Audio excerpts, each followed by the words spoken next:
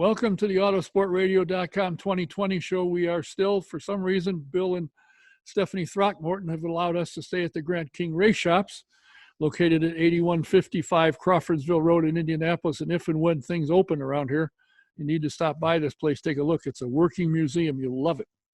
Today's show is presented by Honda and Honda HPD, the Indianapolis Motor Speedway, the NTT IndyCar Series, the SVRA, and McGilvery's Pub and Eatery and Speedway. And if you haven't been to McGilvery's yet, you got to go. It's been all remodeled. It's nice and clean. There's still no smoking. It's a great place to go. You got to stop by. In fact, if you're going to watch a race this weekend, a good place to go to watch it. Do you ever think, gee, I got to go see a dentist? Oh, boy. Well, I can make it easy for you, make it pleasant for you. The Indy Dental Group. Indy 500 veteran Dr. Jack Miller and his wife, Dr. Liz Lewis, have a spectacular practice. You'll love it. I guarantee it. Give them a call. Make an appointment. Number is 317-846-6125. And if you have trouble with your computer, we got a computer guy.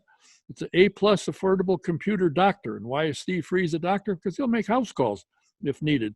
So give him a call. Find out what your problem is and what he can do to help you. And if need be, you can come by. Call him. His number is 317-328-0766. And if you ever wonder what it's like to drive your favorite race car on your favorite racetrack, from dirt midgets at the Chili Bowl to Formula One car at Nürburgring, Indy Simulation can put you in the driver's seat of their SimX Experience full motion race simulator. Take your choice of over 160 cars and tracks in iRacing. The same simulation professional drivers use to race their real-world rivals. Learn more tracks and stay sharp between races. Visit IndySim.com and book today and book your free demonstration ride. And if you get a chance, you got to go over to the IMS Museum. The Andy Granatelli exhibit is really worth seeing. And of course, people who know Andy Granatelli, he was way ahead of his time, a brilliant guy, and he's probably in every Hall of Fame that there is to be in. He's in it. If you ever wondered why do these guys and gals like to drive Indy cars, why don't you take a ride in the Indy Racing Experience two-seater and find out why.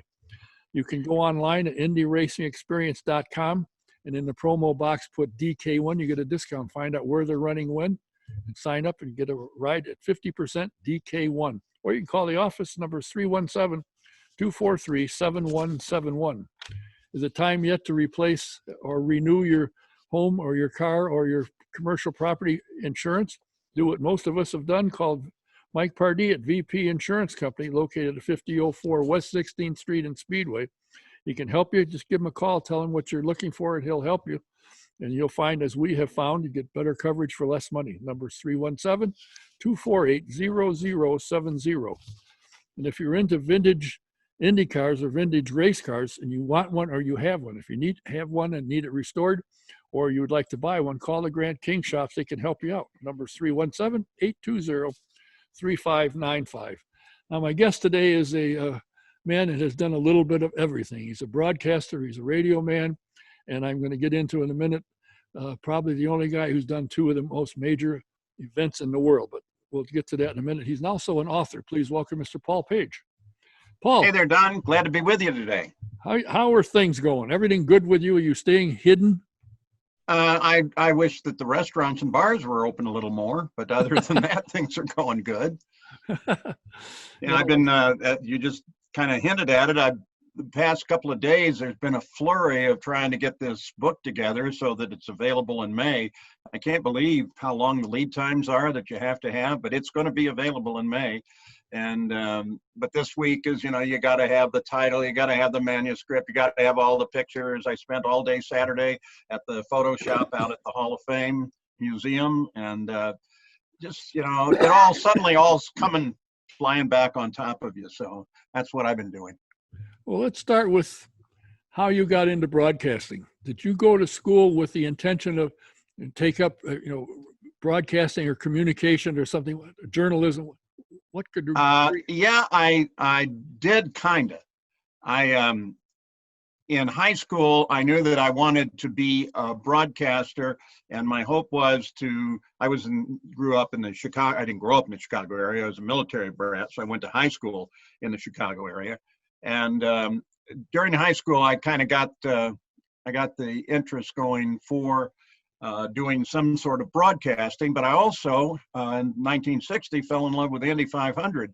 So now I'm thinking in the back of my head, maybe I can figure out how to go to Indianapolis and be a broadcaster there.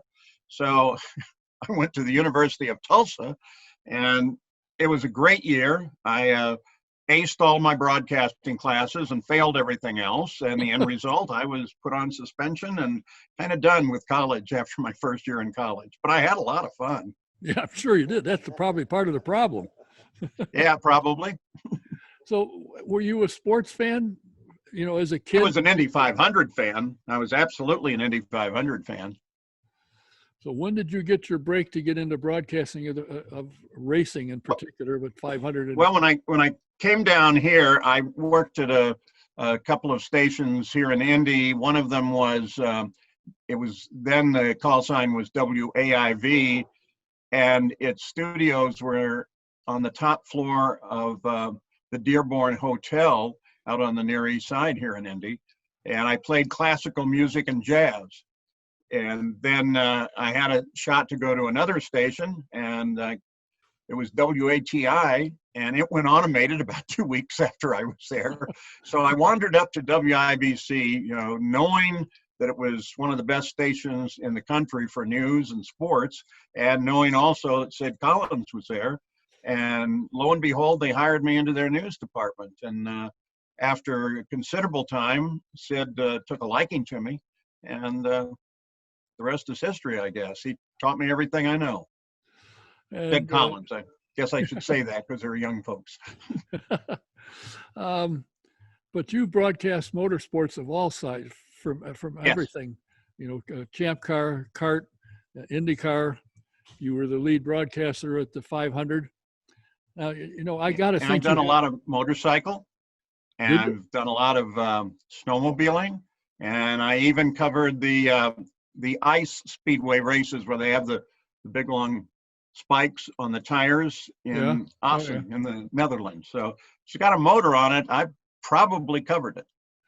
And I think you're probably the only broadcaster I know that's done the Indianapolis 500 and the Westminster Dog Show. Yeah, well, not Westminster, but yeah, I got the dogs. You're talking about the Nathan's hot dog contest? Yeah, that's yeah. That's that was really fun. It was such a change of pace, and we turned it when they put it on ESPN. They came to me because I like to do far out things. Like I've done a Rubik's Cube World Championship in Budapest, and sumo wrestling and stuff like that. So they told me I was going to be assigned to this hot dog contest. Okay, and when I got there, they were just really great people. Plus, it was on Coney Island at the corner of Surf and Stillwell down there by the beach, and they were so good. They were really nice people. In fact, when they were getting ready to have the eaters start to eat, the phrase they used was, "Gentlemen, start your enzymes." So they knew a bit about my background, and it became a Fourth of July tradition. Yeah, it still is, actually. Yeah, it is. And you watch some of these guys eat. I can eat, but I couldn't keep up with any of those guys. Good grief! And I like hot dogs. I can't eat a whole Nathan's hot dog. I like it, but it's way, way too rich for me. Well, the interesting thing is everything you've done and all the people you've met and you've known, you worked with. One of the things that caught my attention, I've mentioned this before, I had Scott Goodyear as a guest one night. And I said, how was it as a race driver? Now you're getting into broadcasting. You understand how the car and what to look for and what you see that the average fan may not see. How did you get into the broadcasting? He said, well, I'll tell you what happened. I roomed with Paul. Yeah, okay, I guess that's a good thing. He said, we'd be driving to the track or from the track for that matter. And he'd just start talking. They're coming out of turn 4, so-and-so. And we just practiced. That's how I learned. He said, if it wasn't for Paul Page, I'd have never been worth a hoot at broadcasting. Well, I thought that was a nice awfully thing to nice say. of him. I really like that guy. We get together often for coffee, or as they say in Canada, a coffee. Yeah. And he just brought over a bunch of videotapes of IndyCar races throughout the years, and we're still together, and I really enjoyed that time with him. Those memories that you just started for me again, just sitting in the car. I think I called it Studio C for some reason, and back and forth, especially on the long drives when our hotel was far away. But it started at Fontana, and I didn't even warn him. I just started in with kind of a play-by-play call and handed it off to him, and we'd go for a few minutes, and then I'd say, well, what about this? What about that? And he finally got pretty much the hang of it. And the thing that always impressed me was that he said he got a lot of flack about it was when you'd mention oversteer, understeer, various things in the car, he said he'd explain it. And a lot of people, what are you doing that for? Because there could be somebody new watching, and if they don't know what you're talking about, they'll change channels. Yeah, that's one of the hard things, especially with ABC, ESPN, and NBC before that. You're trying to convert an audience while you're trying to play to the people, the fans who really love it. And in order to do that, you have to go back and make some basic explanations of some things, right, so the new audience will understand it. And hopefully because they understand it, then they'll stay with you. Right. And that gets awkward at times because you know full well that most of your audience, the IndyCar fans, are saying, well, I know what that is. Stop with that. But even to the car color and number is very important. And in most races, and especially now, since with the wraps, they're able to change the whole appearance of the car race to race. You really have to get them into at least the colors. You can't really see the numbers all that good, but at least the colors. And it's just part of trying to walk that tightrope in between those folks who really love it and those folks who you're trying to get to love it. Well, I've always found I wish, after listening to Scott and how he explains things, I always wish they do that in hockey, because I haven't a clue what some of the rules are, and they don't tell you. They say offside. What's offside? Ooh, I have no idea. And you think we do? Go back and look at Elio Castroneves and Paul Tracy. When that happened, I said, well, the scoring will be set back to the last pass of the start-finish line, right, because I hadn't really, the book is like so thick.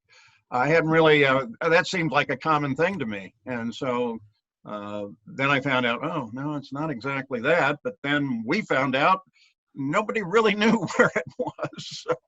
Well, all your experience, all your time, I'm sure along the way somebody said, Paul, you got to write a story, which you have now done as you started off when we started this. How long did it take you first to decide, yeah, I think I will do it? And number two is, how long did it take you once you started to write it? Well, I started to think about it, I think in 2013. And because I was trying to define for myself when my career was over.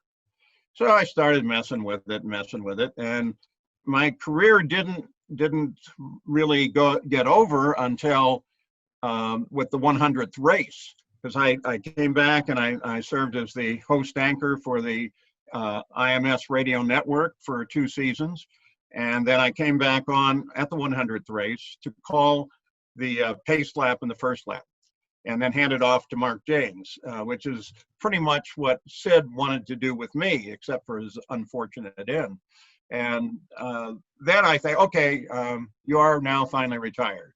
So, and I thought about that, and I thought, I'll do this and do that. And finally, a good friend of mine, his name is John Elrod, came to me and said, how's it coming with a book?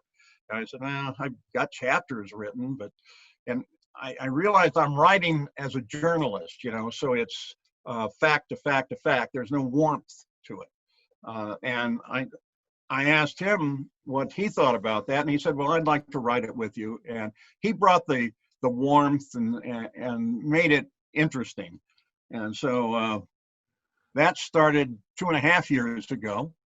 And so this week, in fact, we're sending the stuff over to the printers and starting to figure out what the title page ought to be. I even put a note up on my Facebook asking for suggestions on the title.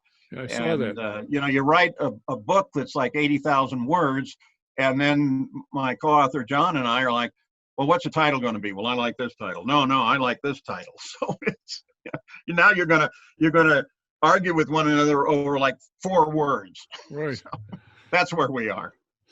You know, the thing that intrigues me is I've been asked, not that I have many classes with yourself, and Bob Jenkins, somebody said when he was on the program, he said, you know, I don't remember. I have the same problem. Somebody said, you remember we were out with Ralph Seagraves down in Wilkesboro? Yeah, I remember that. But if you didn't say it, I would never think of it. You know, all the stuff that you've done became over a the problem. years. And it's why I have urged some of the broadcasters coming up behind me to make sure they keep a journal. I really kind of pushed Mark James on that.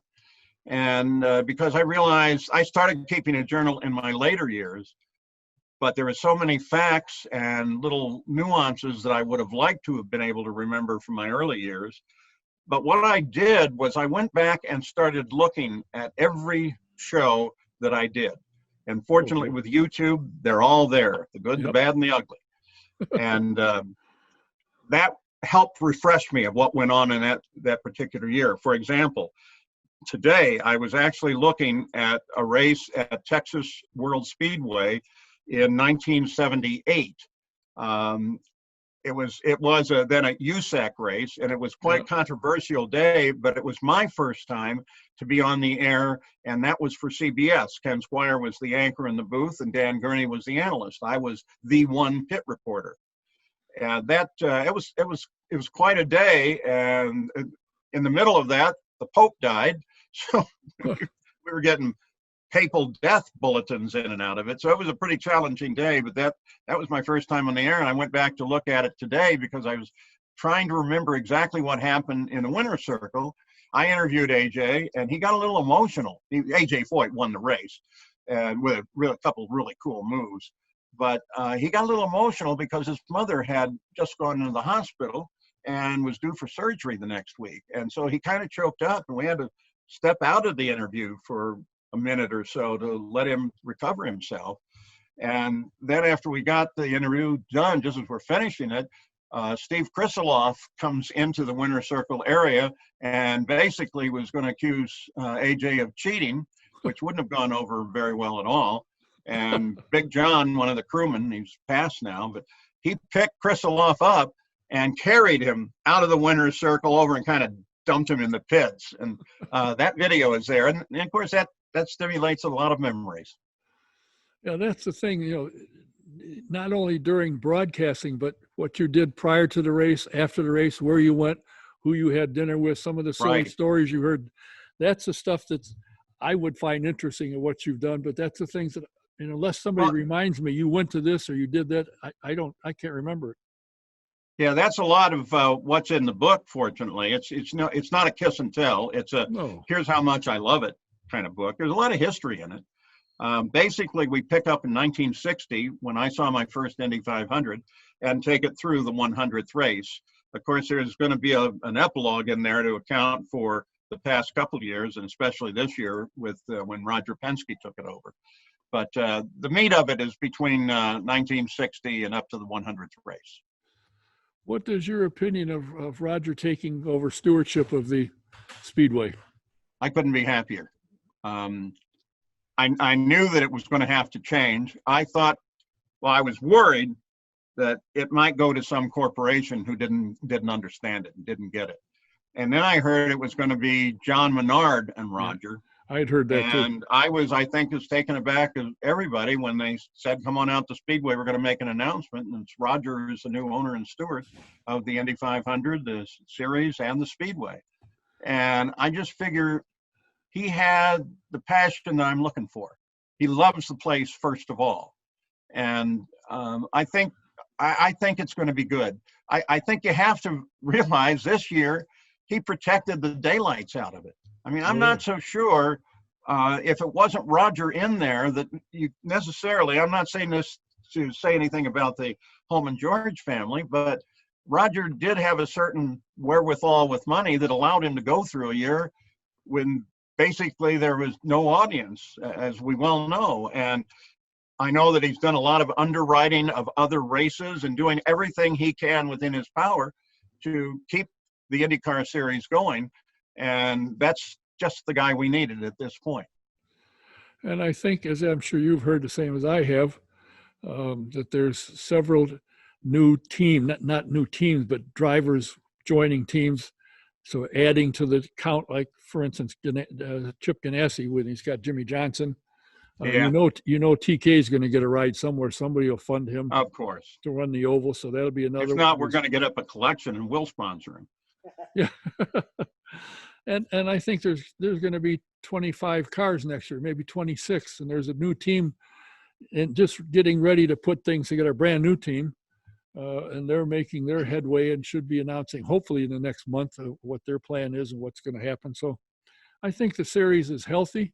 I think I had Dennis Reinbold here last week and talked to him about it, and he said, you know, sponsorship isn't out of the question. People are looking at it because it is a worthwhile networking opportunity for a business to get involved in motorsport. Yeah, and they've got a good television package, which is getting it out in front of the people. And NBC is doing a pretty good job at promoting the races before they cover them. So they're making it more of a household name. That's something that when I was with NBC and we were doing then the start of the kart series, and then with ABC doing the Indy 500 up until 2004, neither one of those networks were really good at promoting our events, and with the exception of the Indy 500. But NBC now has come on so strong in promoting the events and mixing them into all of the other events. I think that's just nothing but good for everybody. So how many pages are in this book you've written? 235 right now. Is it big enough print so that an old guy like me can read it? We have an old guy edition. I think we're talking about that. Because that's what I got to have. You know, it's kind of fun, I would think, for a gentleman like yourself, for everything you've been involved in, broadcasting motorsports. In some cases, you've been the first one to do it in a particular series, or they got on television or something. I mean, you've been at the front for a lot of things, including the Nathan's hot dog contest. You know, it's kind of interesting how your career has gone, in the fact that people have recognized your broadcast ability, and thus you were able to go to other events and handle it very well. I appreciate that. Life has been particularly good to me. Going in first to NBC after my time with I was at the same time anchoring the Indianapolis Motor Speedway radio network. But going to a network and being around people who are really, really good, after I'd already been trained very well by Sid. I mean, he took an enormous amount of time with me once he decided I was worth it. And it's opened so many other doors. It's taken me around the world. It's just given me so much. And I couldn't be happier at having had that life. How did you meet Sid? When I first joined WIBC in the news department, he was the sports director at WIBC, and he came in every day to do a 15-minute sportscast. I think on the air at 7. Don't hold me to that. But he'd come in and I'd be there because I'd be in the building because I would do the 2 newscasts for Lou Palmer, so he had a dinner hour. And before that, I was out on the street. But Sid and I got to talking during that hour, and more. And then one day I was sent out to cover the soapbox derby out on Wilbur-Shaw Hill there. Yeah. And a gal won it, and she was fun, outgoing, happy. And I interviewed her, and I was pretty proud of doing it. It was kind of, in a way, my first real race interview.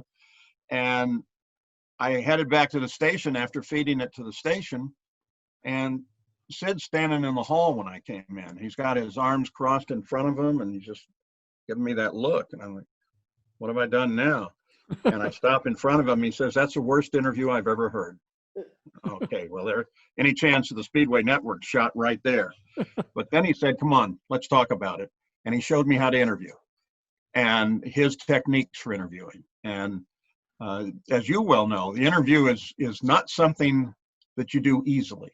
You do the proper thing and that you listen to the answers. And that was the first thing he said. You got to listen to the answers, and you also have to give, in this case, a question that they can answer, which seems strange at first, but I had asked that gal a couple of different questions that she had no idea what the answer was. She only knows that she and her dad built this soapbox and she just won in it. And so if I'm asking like something like, well, where is this going to lead you? Are you looking for a racing career? She was just happy she won a soapbox. Yeah, it takes a while. I invited a guy knew well, A.J. Watson. Mm-hmm. I announced he was coming on. They said, you're in trouble. I said, why is that? He doesn't talk. I said, well, the trick to this thing is you got to give him a question he can't say yes and no to. Right. I learned that real quick. Well, it's a conversation. And it worked. He talked, and they said, geez, I never heard him talk that much. Well, you got to ask him something he can't say yes and no to. I learned that early interestingly enough, at ESPN, we had a guy that trained us in the interview. And I couldn't, having been taught by Sid, I couldn't have disagreed more with that guy, and I did outright. I mean, he once said everything has to be a sentence with a question mark on the end of it, and all kinds of crazy stuff. And I'm like, isn't it better if it's a conversation? Isn't it better for me to make a statement that they react to like you would actually do in a conversation? And no, it has to be a solid question every time you ask it. Well, I didn't do that. And at the time that advice was being given, I was working on the NHRA drag racing series. And my producer there was always banging me on the head, said, you got to ask a question. You got to ask a question. And I refused to do it because I didn't think it was necessary in the things that I was doing. Yeah, if you're under the pressure of time and there's an obvious thing out there, like, why did you two-step it coming off the line?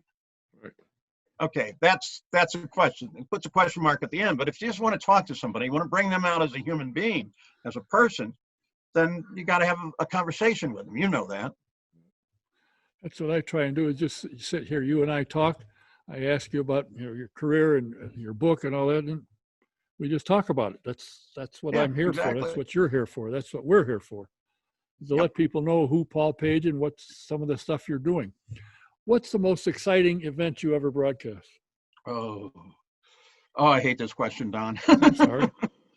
Because there are several. The most exciting at the time and overall, for the most part, was John Cock and Mears.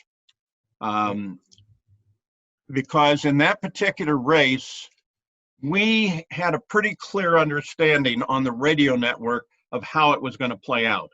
I had been doing lap times. We didn't have the computers or anything then, so I'd been doing lap times, and I'm noticing Mears closing after that final pit stop, in which Mears did have a bit of an issue, I think, with Herm Johnson's car, with his tires, that bends a little something on the wing.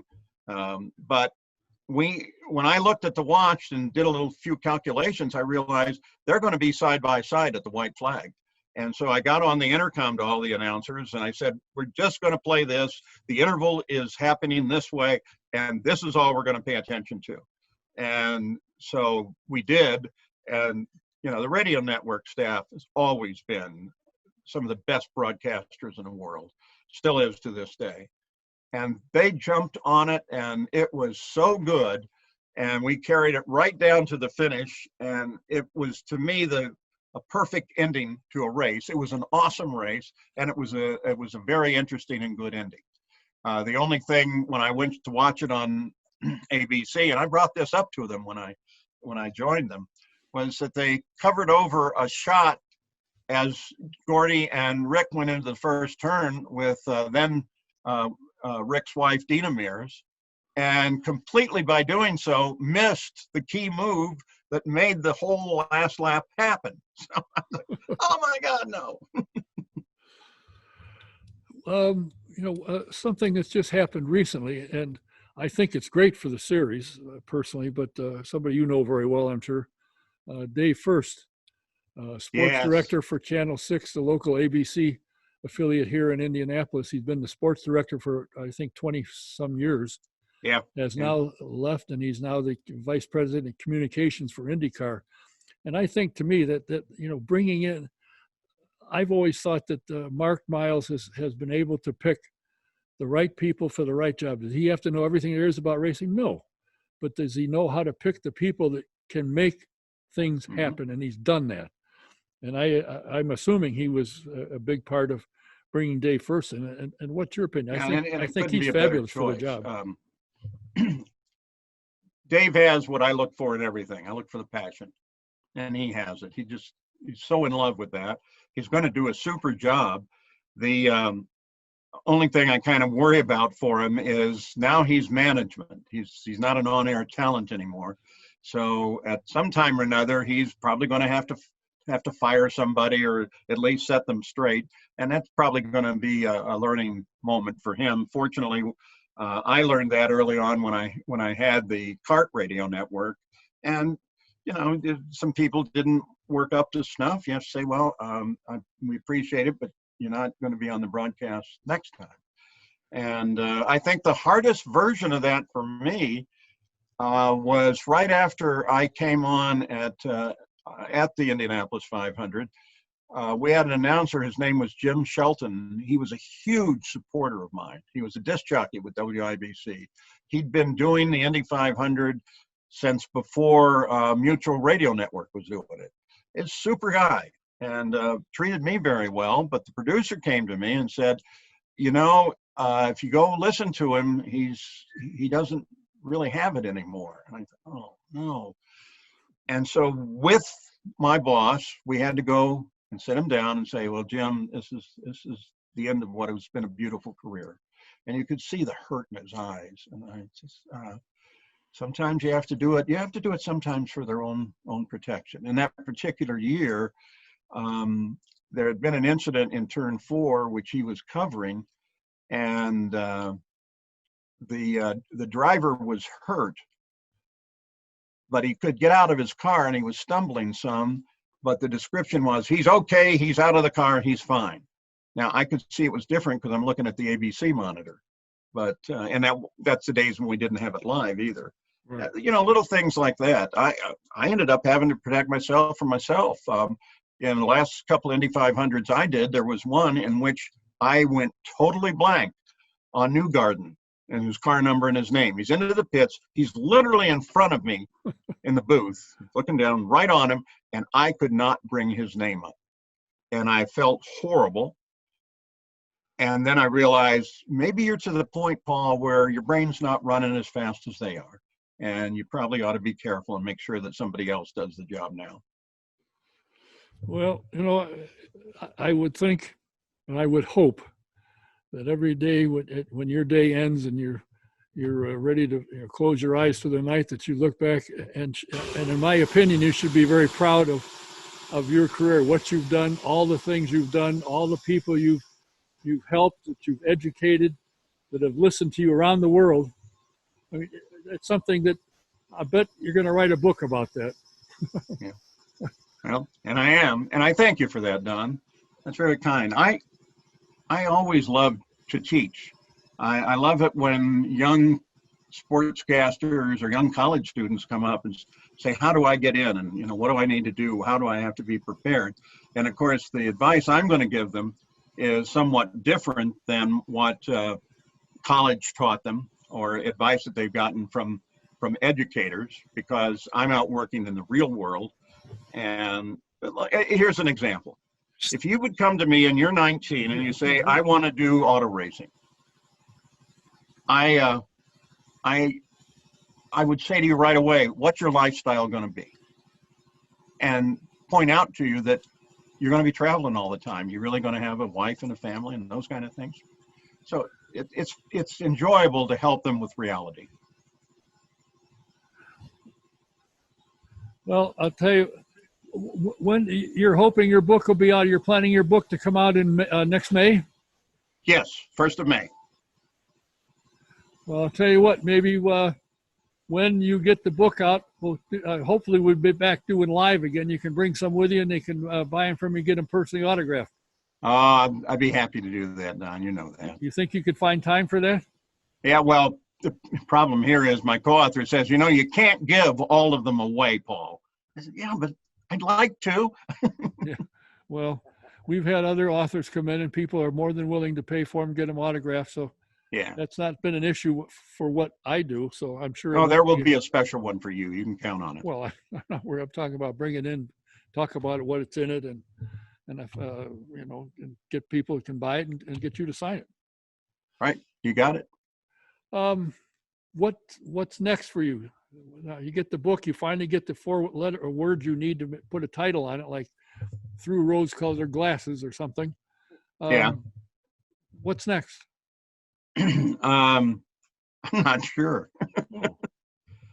This has been such a all-encompassing period of time to get all this done, and to get it done what I hope is correctly. And you've probably done this with works that you've done. You do it and then you sleep on it, and then you say, oh, no, I got to go change everything. And that's kind of the way the book comes at this point when the deadlines are hitting.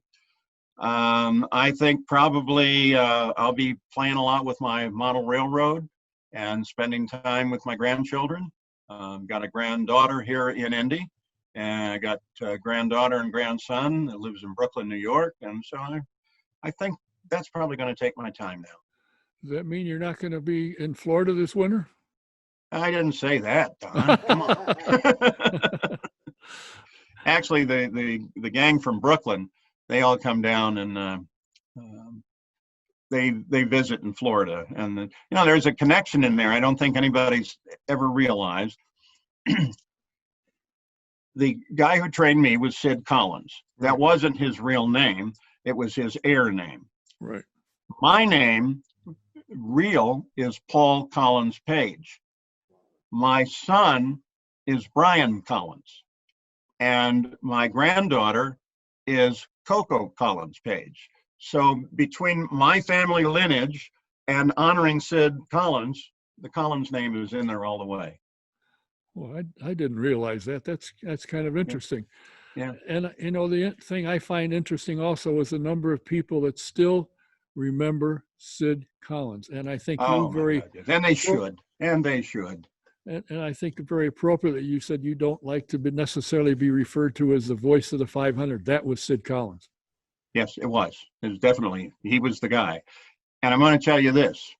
From when he first got the idea to be able to really put the network on the air back in 1952 and figured out all of the problems that were beset on him to do that, because he didn't have enough announcers. It was technically really tough.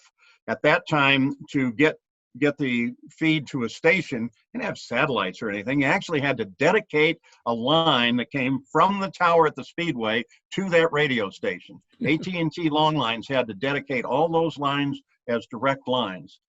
And he figured it all out, and he got it done. And it is my opinion that if it were not for Sid Collins, we may not be as big as we are today. He was the one that brought it to the world and brought the magic to the world and made people want to come here. And as he said, the greatest spectacle in racing. Yeah, somebody else actually made that up for him, but we've all used it, except 1 year.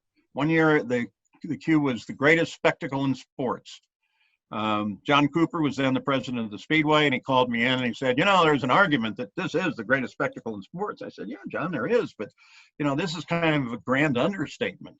No, I want you to call it greatest spectacle in sports. Well, he was only there a year, and the next year we went right back to the greatest spectacle in racing.